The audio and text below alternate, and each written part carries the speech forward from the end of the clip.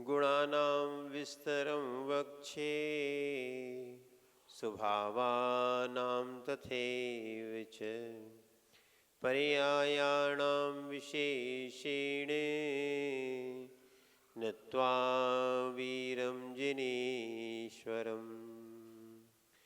पंच परमेष्ठी भगवान की परम पूज्य आचार्य श्री देवसेन महाराज जी की, गणाचार्य गुरु और विराग सागर जी महाराज जी की, आचार्य श्री विशुद्ध सागर जी महाराज जी की,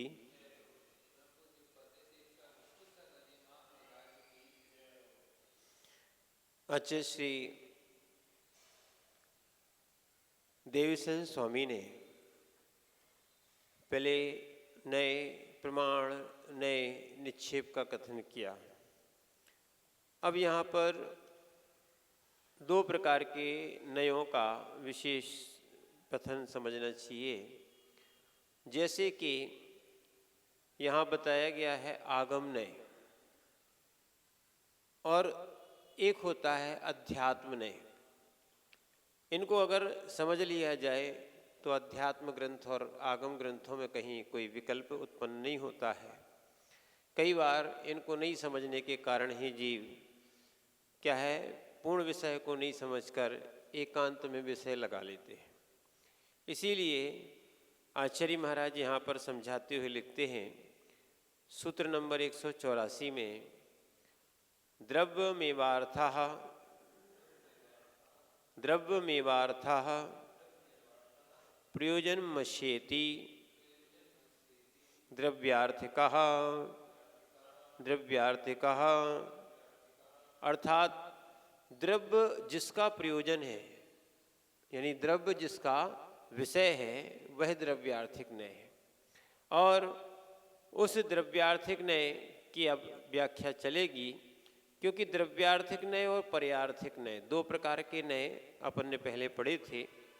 द्रव्य ही प्रयोजन जिसका होता है उसके द्रव्यार्थिक नय, क्योंकि पहले ये तो कह दिया था कि नय 7 प्रकार के होते हैं, द्रव्यार्थिक और पर्यार्थिक। पर द्रव्यार्थिक किसे कहते हैं?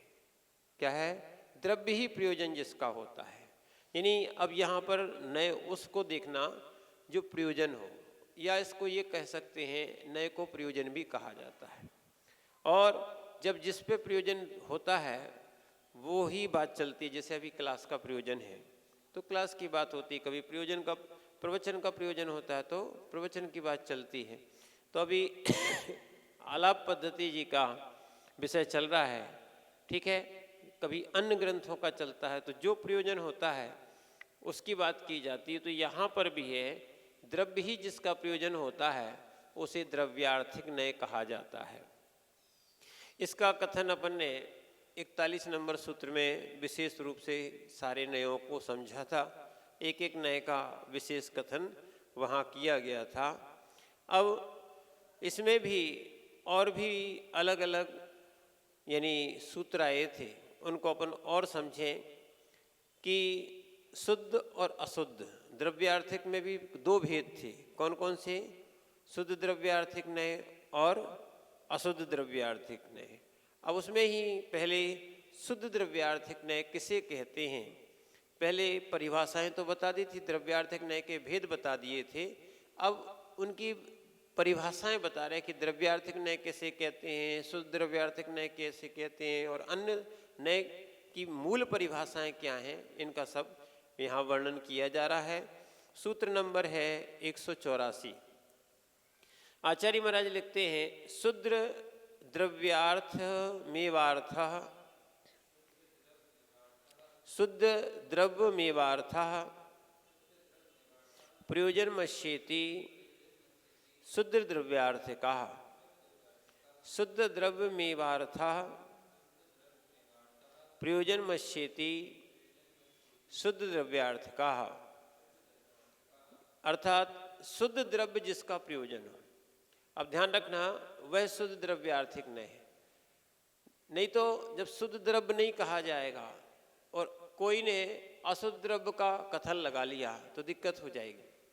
जिसका प्रयोजन रखा जाता है उसकी ही बात कही जाती है। कभी आत्मा की बात कही जाती है तो शुद्ध आत्मा की बात कही जाएगी तो शुद्ध आत्मा लेना, वहाँ अशुद्ध आत्माओं को, संसारी आत्माओं को ग्रहण नहीं किया जाए। शुद्ध आत्मा कौन? शुद्ध आत्मा कौन? जो क्या है, किसी प्रकार का जिसमें क्या है, कर्म नहीं है, वो होती है शुद्ध आत्मा। या अपन ये कह सकते कर्मोपाधि निरपेक्ष, जो कर्म से रहित है वो है शुद्ध आत्मा, शुद्ध द्रव्य। ठीक है ना? तो मात्र द्रव्य ही देखता है। जैसे हमने कहा कि शुद्ध सोना चाहिए, तो इसका अर्थ है कि अब सोने का हमें कोई ऐसा आभूषण भी नहीं चाहिए, ऐसी वस्तु भी नहीं चाहिए जिसमें कहीं खोट हो। तो क्या है, प्रयोजन किसका हो गया? शुद्ध द्रव्य का। तो इसीलिए शुद्ध द्रव्य ही जिसका प्रयोजन होता है, चाहे वो जीव द्रव्य हो, चाहे पुद्गल द्रव्य हो। जब पुद्गल द्रव्य की बात आएगी तो परमाणु शुद्ध द्रव्य कहलाएगा, बाकी स्कंद आदि अशुद्ध द्रव्य है, बाकी 4 द्रव्य तो शुद्ध रहते ही हैं। इसीलिए शुद्ध द्रव्य ही जिसका प्रयोजन होता है उसे शुद्ध द्रव्यार्थिक न्याय कहते हैं। इसमें विशेष अर्थ दिया है सूत्र नंबर 47, 48 और 49 में शुद्ध द्रव्यार्थिक न्याय का कथन है। किसका? द्रव्यार्थिक न्याय के जो भेद बताए थे उसमें 47, 48 में, 49 में क्या था? शुद्ध द्रव्यार्थिक न्याय का कथन किया था। अब यहाँ पर उसी को कहते हैं धर्म द्रव्य, अधर्म द्रव्य, आकाश द्रव्य, काल द्रव्य। ये 4 द्रव्य तो नित्य शुद्ध रहते हैं। क्यों? क्योंकि कर्मबंध के कारण संसारी जीव में अशुद्धता है, और कर्मबंध से मुक्त हो जाने पर सिद्ध जीव शुद्ध होते हैं। जब जब कर्म का बंध होता है तभी ये संसारी होता है, और तभी क्या है, ये अशुद्धता आती है। ठीक है? शुद्ध आत्मा यहाँ पर नहीं है, सिद्ध आत्माओं को शुद्ध आत्मा कहा जाता है। ठीक है ना? तो यहाँ पर सिद्ध जीव शुद्ध हैं। इसी प्रकार बंध के कारण द्विक, अणु आदि स्कंद, पुद्गल अशुद्ध हैं। 2, एक अगर परमाणु रहेगा या अणु रहेगा तो वो शुद्ध, और जहाँ 2 हुए, स्कंद बना, वहाँ से अशुद्धता आती। ठीक है? या ये कह सकते संयोग से अशुद्धता आती है। और संयोग क्या कहा जाए? जहाँ राग द्वेष होता है, ये आत्मा का संयोग, पुद्गल में एक दूसरे का बंध होता है, जहाँ पर क्या हाँ, वहाँ भी स्निग्ध और रुक्ष के द्वारा बंध होता है, और जहाँ बंध हो गया वहाँ अशुद्धता आती है। इसीलिए आचार्य महाराज ने यहाँ पर अशुद्ध द्रव्य का भी कथन किया है। इस प्रकार बंध के कारण द्विकण आदि पुद्गल द्रव्य कैसे अशुद्ध है, और बंध रहित पुद्गल परमाणु शुद्ध होता है। जीव की शुद्धता बता दी सिद्ध अवस्था में, और परमाणु की शुद्धता बता दी, यानी पुद्गल की शुद्धता बता दी जो परमाणु अवस्था में रहता है। ठीक है? बाकी 2 ही द्रव्य शुद्ध शुद्ध होते हैं। कौन सा? जीव और पुद्गल। पर जीव एक बार शुद्ध होने के बाद पुनः अशुद्ध नहीं होता है, पर परमाणु या पुद्गल एक बार अशुद्ध शुद्ध होने के बाद अशुद्ध हो सकते हैं, हो जाते हैं। यहाँ एक और पंचास्ती का गाथा टीका में विषय लिखा है कि गाथा नंबर 5 की टीका में, अतः शुद्ध द्रव्यार्थिक न्याय के विषय कौन कौन से हैं? धर्म द्रव्य, अधर्म द्रव्य, आकाश द्रव्य, काल द्रव्य, जीव द्रव्य और पुद्गल परमाणु। ठीक है? सिद्ध जीव और पुद्गल परमाणु। इस प्रकार से ये शुद्ध द्रव्यार्थिक न्याय का कथन हुआ। इसके बाद आता है इसी में अशुद्ध द्रव्यार्थिक न्याय। द्रव्यार्थिक न्याय भी 2 प्रकार का है। एक तो द्रव्य पे दृष्टि रखता है, वो द्रव्यार्थिक न्याय। जो द्रव्य का ही प्रयोजन रखता है वो द्रव्यार्थिक न्याय, द्रव्य का ही विषय बनाता है वो द्रव्यार्थिक न्याय। अब वो शुद्ध को बना रहा है कि अशुद्ध को बनाना? अभी तो अपन ने शुद्ध को समझा, अशुद्ध को बनाएंगे तो कहलाएगा वो द्रव्यार्थिक न्याय। नहीं तो कभी कभी द्रव्यार्थिक न्याय की बात आती है तो लोग मात्र शुद्ध द्रव्यार्थिक न्याय को ही ग्रहण करते हैं, अशुद्ध द्रव्यार्थिक न्याय को ग्रहण नहीं कर पाते, इसलिए बेचारे लोग भटक जाते हैं। इसलिए आचार्य महाराज 186 नंबर के सूत्र में लिखते हैं, अशुद्ध द्रव्य मेवार्थः, अशुद्ध द्रव्य मेवार्थः प्रयोजन मश्येति अशुद्ध द्रव्यार्थ कहा, अशुद्ध द्रव्यार्थ कहा, अर्थात अशुद्ध द्रव्य जिसका प्रयोजन है वह अशुद्ध द्रव्यार्थिक नहीं है। क्या बोल रहे हैं? अशुद्ध द्रव्य जिसका प्रयोजन है वो क्या है? अशुद्ध द्रव्यार्थिक नहीं है, ऐसा समझना चाहिए। इसका अर्थ बताते हैं, अशुद्ध द्रव्य जिसका प्रयोजन है वह अशुद्ध द्रव्यार्थिक नहीं। विशेष अर्थ में दिया है द्विक अणु आदि स्कंद रूप अशुद्ध पुद्गल द्रव्य है और नर नरकादि संसारी जीव रूप अशुद्ध जीव द्रव्य है। इस अशुद्ध जीव द्रव्य के विषय हैं। ध्यान रखना, मैंने सीधा सीधा स्कंद कह दो, क्या है? स्कंद और संसारी जीव या नर नरकादि पर्याय 84 लाख योनियाँ, क्या है? ये सब अशुद्ध द्रव्य की बातें हैं।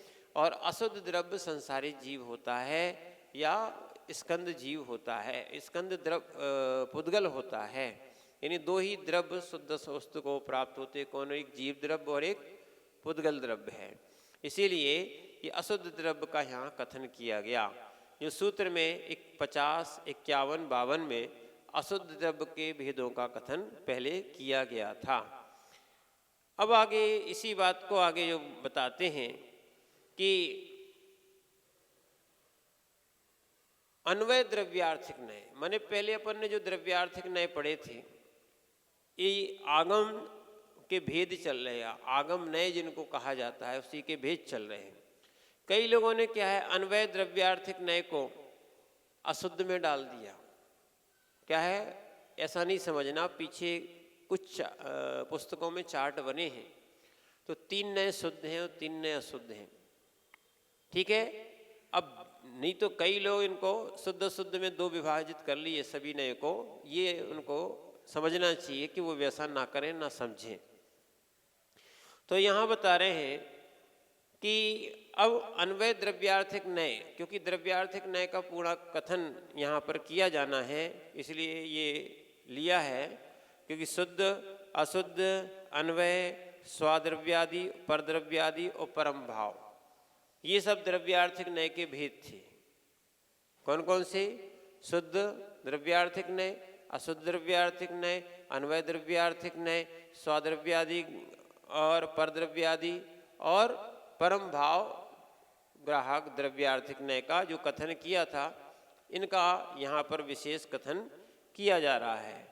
तो अब आ रहा है अन्वय द्रव्यार्थिक नय, यानी सामान्य गुणादयो, सामान्य गुणादयो अन्वय रूपेणे, यानी आका लोप है वहाँ, अन्वय रूपेणे द्रव्यम द्रव्य मिति व्यवस्थाप्य व्यवस्थाप्यति व्यवस्थाप्यतीति,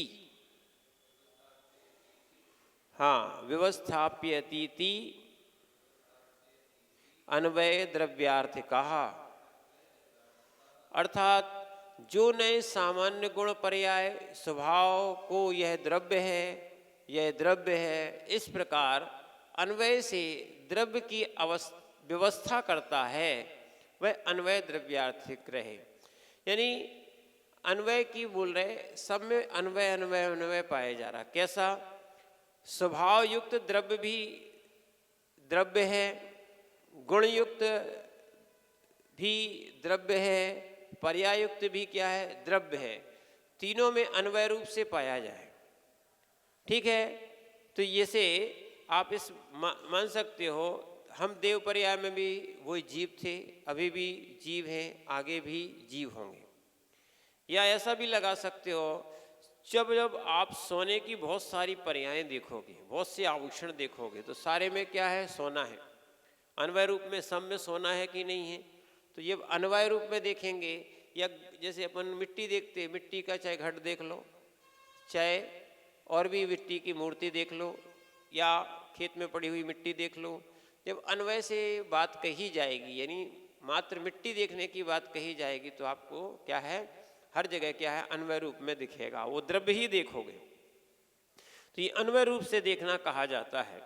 तो इसीलिए विशेष अर्थ में दिया है, स्वभाव युक्त भी द्रव्य है, गुण युक्त भी द्रव्य है, पर्याय युक्त भी द्रव्य है, ऐसा कहा जाता है। इसीलिए द्रव्यत्व के कारण कहीं पर भी जाति नहीं आती, तथापि जो नए स्वभाव विभाव क्या है, रूप से अस्तित्व नास्तित्व नित्यत्व इत्यादि अनेक स्वभाव को एक द्रव्य रूप से प्राप्त करके भिन्न भिन्न नामों की व्यवस्था करता है, उसका नाम होता है वह अन्वय द्रव्यार्थिक नय है।